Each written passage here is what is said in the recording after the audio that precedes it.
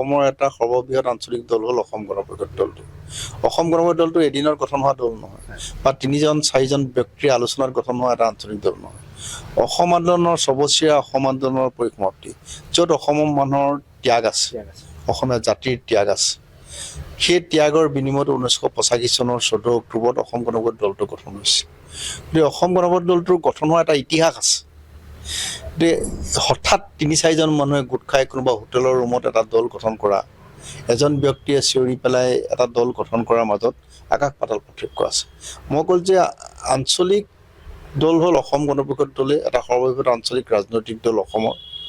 আৰু এই দলটোৰ হৈ কাম কৰা মানে আপুনি জাতিটোৰ হৈ কাম কৰা, অসমীয়া হৈ কাম কৰা, অসমীয়া খিলঞ্জীয়াৰ অধিকাৰ সাব্যস্ত কৰিবৰ বাবে কাম কৰা এটা দল হ'ল অসম গণ পৰিষদ দল।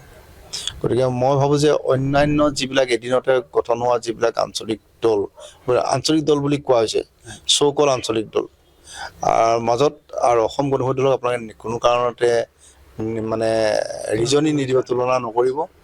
অসম গণ পৰিষদ দলৰ এটা সুকীয়া বৈশিষ্ট্য আছে, অসম গণ পৰিষদ দলৰ উদ্দেশ্য আছে, অসম গণ পৰিষদ দলৰ লক্ষ্য আছে। সেই উদ্দেশ্য লক্ষ্য আগত ৰাখি অসম গণ দলে কাম কৰি আছে।